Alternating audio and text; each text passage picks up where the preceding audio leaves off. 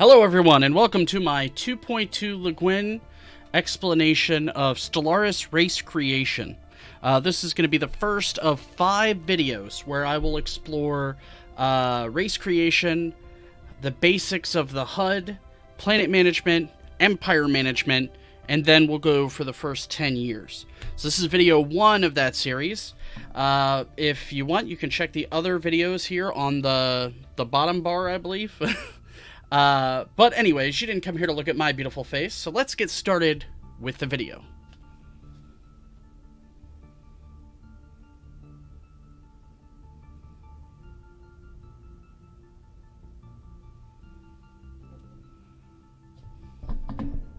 Alright, so right here we're at the home screen. Okay, so when you load up the game, it takes a while to load. This is where you'll end up.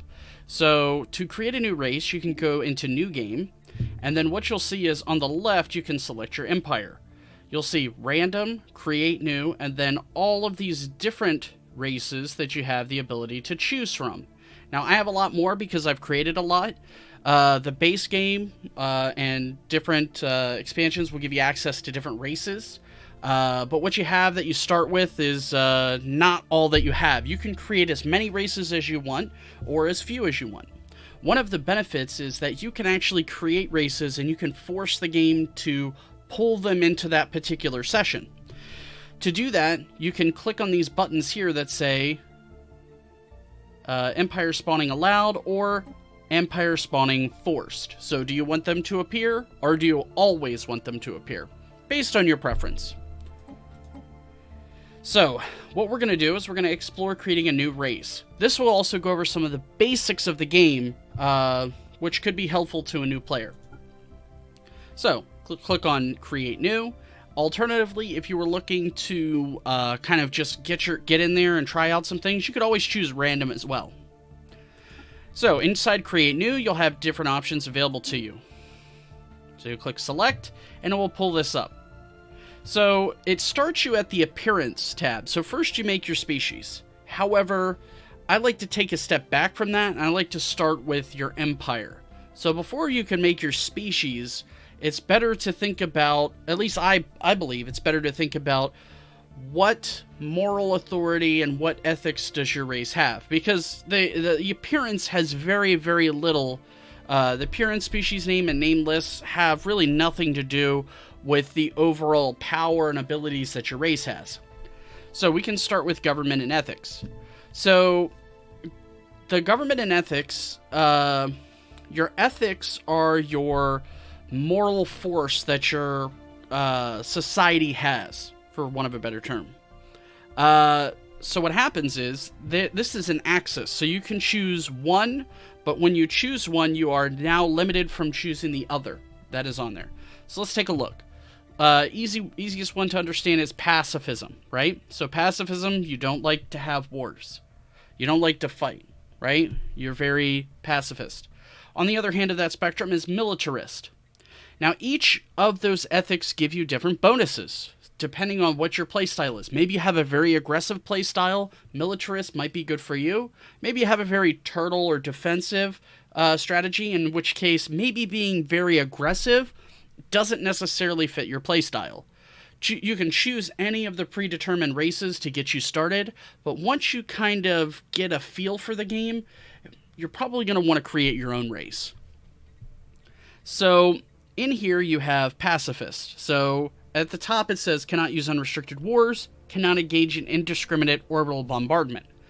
So during wars, you can bombard planets in order to assault them and take them over.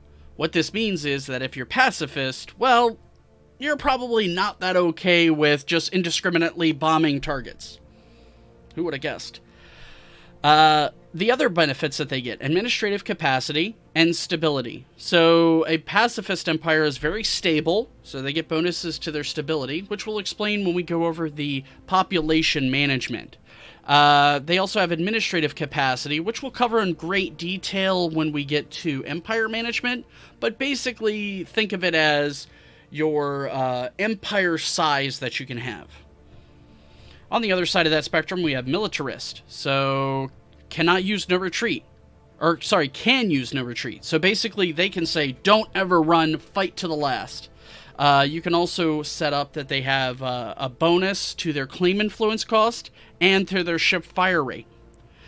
Now, you'll notice that there's this inner circle and then an outer circle. So the inner circle is just being one of those things. Pacifist, militarist, spiritualist, but then there's also a fanatic option. The fanatic option gives you a lot of the same bonuses, but then it gives you some other bonuses in addition to that. So with pacifist, it says cannot use unrestricted wars. In fanatic pacifist, it says you must use defensive wars. Or sorry, must use defensive wars only. So there are different wars types, which we'll cover in Empire Management, setting up your different policies for your race. Below that, you can see that the administrative capacity and stability both are higher than what the standard bonus was. At the bottom, you'll see that you have 3 ethics points that are available to you. A fanatic will take up 2, and a standard will take up 1, which would be your 3. Alternatively, you could choose 3 different options if you wanted a variety of different things that were available to you.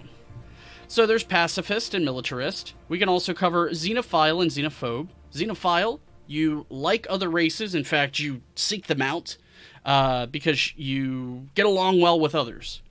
Increased opinion, cannot use no refugees, cannot enslave, cannot displace. Trade value bonus, diplomatic influence cost.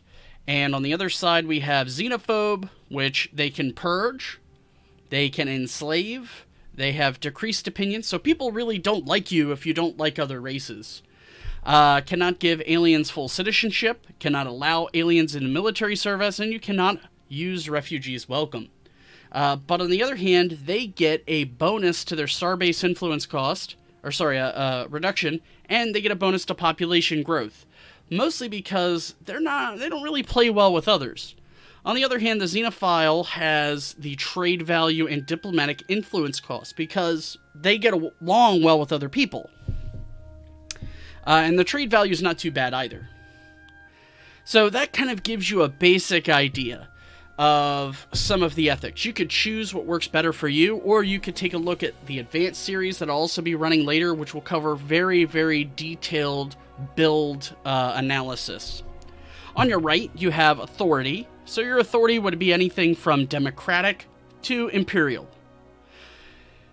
So the heart of Stellaris is that we have 4 primary types of government that we can have. We can have a standard biological government, which would be anything from democratic to imperial. We can also have a machine race, which we'll cover in a moment. Think like the Borg or like the Geth. You can also have a hive mind. Think the Zerg. You can also have a mega corporation. So think like a giant Walmart. Walmart takes over. So those are some different options that are available in this game. Each one has drastically different play styles, which is one of the reasons why I really like this game. In here, if we go back over to the ethics tile, we have Gestalt consciousness. So it disables the tutorial. You cannot use democratic, oligarchic, dictatorial, or imperial authority. Rulers are immortal. And when you choose this, it's going to then, you see how these 2 options over here for machine intelligence and hive mind are grayed out? Once you select that, those are going to both become available. Alright, so for our playthrough, I'm going to choose a standard biological race, because they are what most people will play and run into. And they're the only ones that are available with the base game, because if you don't have Synthetic Dawn, you can't play Machine Race, and if you don't have Megacorp, you can't play a Megacorp. So we're going to cover the absolute basics. So myself, I have an aggressive playstyle, so I do like having Militarist. In fact, I will go Fanatic Militarist. Now, also on here, I'm going to choose the Xenophile option. So I like to fight, but I also love alien races. On the right, I'm going to choose Imperial. So if you look, each of these different authorities give you different things. So this one, you hold an election every 10 years. So you can rotate your leaders pretty quickly, especially good if you have a leader who's maybe not so good. Oligarchy, which is 20 years to select a new ruler. Dictatorial, so they have a one person that's in charge, and you hold a like an election after they pass. And then Imperial, which would be just one person, and they have an heir. Depending on what you choose here, will also change what civics you have available on the right. So you get bonuses for choosing different ethics, but you also get bonuses for choosing different civics. Pretty nice, huh? I'm going to choose Imperial, which gives me the Star Empire type. It'll give you different ones depending on what you choose. Military dictatorship, military junta, or military commissariat, whatever. Military... so you have those. I also could choose a megacorp, which would give me a megacorporation. So with Imperial selected, you'll see that I have access to all of these. I have 2 different civics that I can pick. The civics give you massive bonuses to your race. In fact, some of them can only be selected at this point. Later in the game, you can also change your ethics. It's not very easy, but it can be done. You can also change your authority type, and you can change out your civics. But there are a few that cannot be changed once you start the game. To give you an idea, I'll show you one of those. So if you were to choose, say, a machine intelligence, you could actually choose determined exterminators. If you look on the right, it actually says there that it cannot be changed. It cannot be added or removed after the start of the game. Oh, wait, you can't see that, can you? Well, it's on there.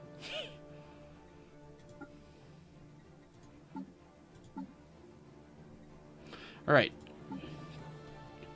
We're going to go ahead and then click on those again. Imperial, and then we're going to go down and select our different civics. You can see that they give you different bonuses just here. Sorry, you see it just here. You can see that it gives you different bonuses depending on what you're choosing.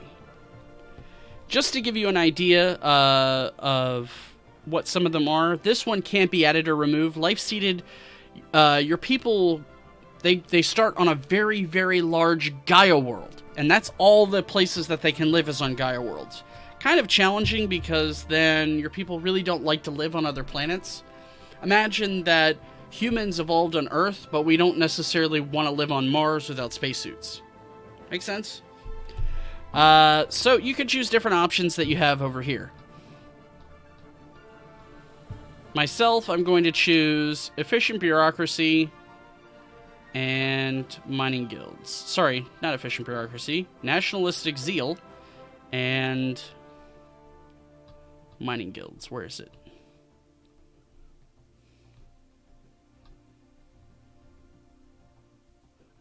There it is. So those are going to be my ethics picks. So I've chosen a fanatic militarist, a xenophile, imperial government that has nationalistic zeal, and mining guilds.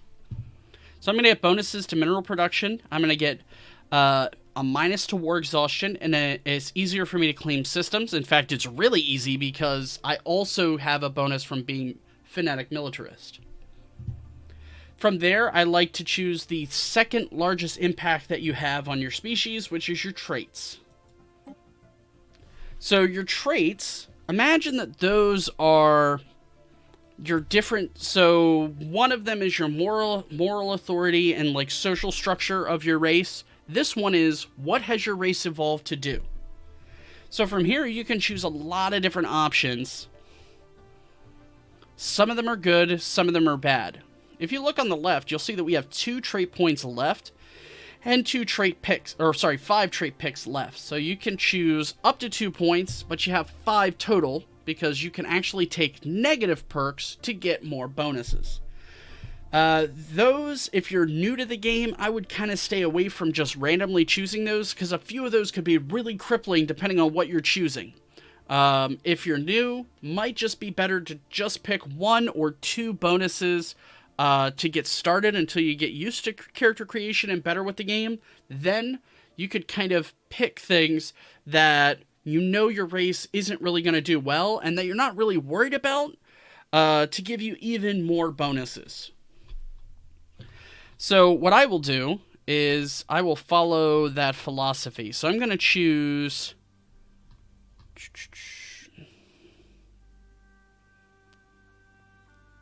I'm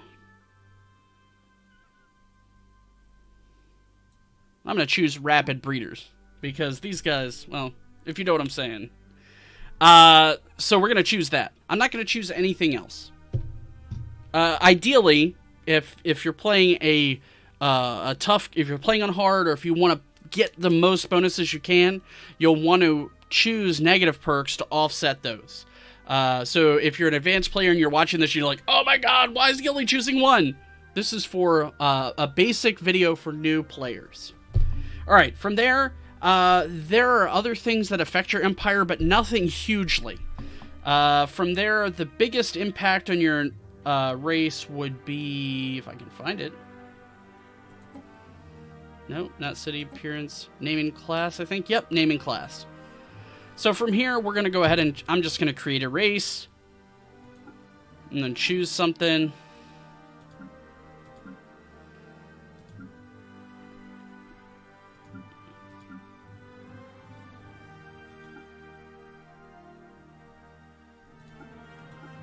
That's fine. I'll choose a fungus thing.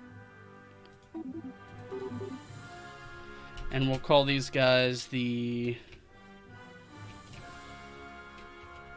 Whoops. We'll call these guys the... Proto-Tastians. T-A-S. Okay.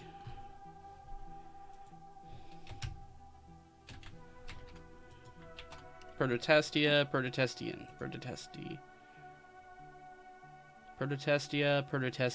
yeah, okay. From there, we can choose our name list, which will choose the names of your different advisors that you have. It'll also choose the name of your leaders and your ships. Really, it doesn't matter, but I like the idea of being fungus people and having...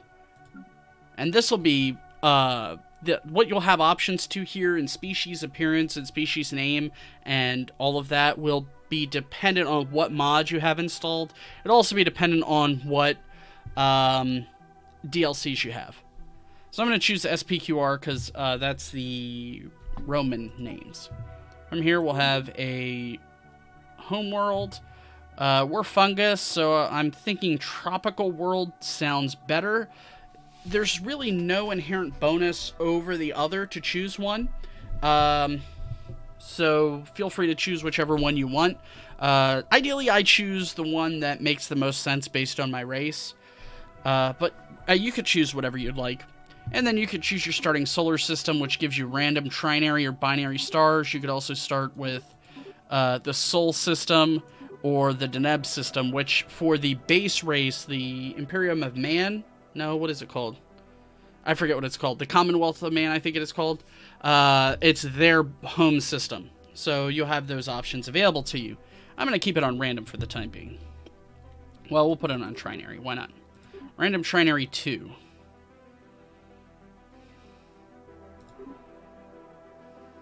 There we go.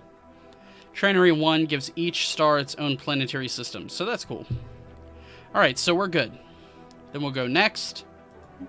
We'll choose our city appearance, which we have fungoids, so we'll choose fungoid city, although you can choose whatever you want, really. And we have our advisor voice. Only in battle can the true metal of any sentient organism be measured. Have a thee. That doesn't really sound like our people. We are one. We are all. Did you know that my internal power core has an... We'll go with the original voice. From there, we have our empire name, which is the Prototastia Interplanetary Hegemony. We'll go the Prototastia Empire. Flag, you can choose from a different grouping of options, but it really has no effect on your empire. Try to choose a color that is acceptable to your eye, so I'll choose blue. And we'll go with...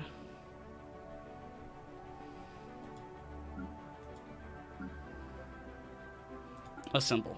Okay? And you have your ship appearance. Again, what you have here will be influenced by the different mods that you have installed, or your different mods or your different DLCs. I'm gonna choose the fungoid ships. They actually look pretty cool. And then you choose your ruler. So you can choose whatever name you want. You can make up your own titles.